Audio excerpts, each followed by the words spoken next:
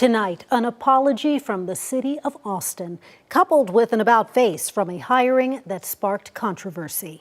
As part of a settlement, city leaders issued an apology to 15 survivors of sexual assault whose cases were mishandled by the Austin Police Department. Now, there was controversy leading up to that apology. Just last week, the city announced plans to hire former police chief Art Acevedo in a newly created role overseeing the police department. Acevedo was the police chief when many of those assault cases were mishandled by the department. He now says he's not taking the job. KVUE's Ford Sanders is live from City Hall tonight. And Ford, you spoke with survivors who received the city's apology today.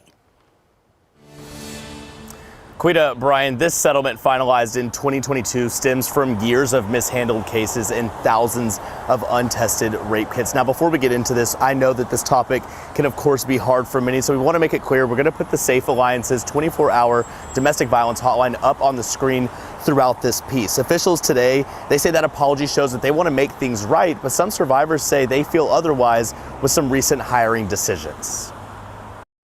We can all agree that the cases that the survivors were involved in were not handled appropriately.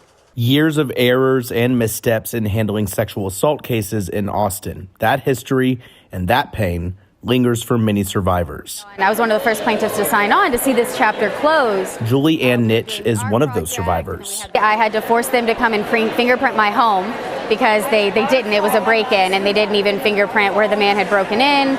He had tied my roommate up. They didn't do anything with that. She says she expects change from the city and is starting to see it, but she says recent hiring decisions, like bringing back former APD Chief Art Acevedo for a new city hall job, felt like a slap in the face. He was the one that instituted the exceptional clearance and, retaliated against folks that wouldn't falsify clearance claims. The hiring announcement came on Friday, but on Tuesday, Acevedo said he won't take that job after all.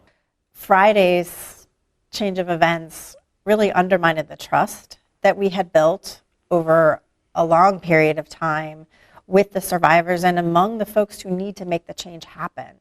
Nitch says she is already seeing the city's commitment and investment into units like victim services, but APD still has work to do. About a year ago, I had some survivors over to my house that were contemplating reporting, and when I called 911, victim services showed up before the police.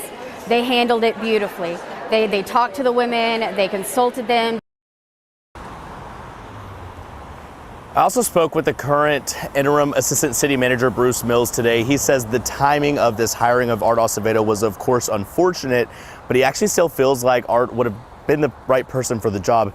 He says that he could also still call on him for some advice and things in that nature of what this role would have entailed. Live from downtown Austin, Ford Sanders, KVUE News.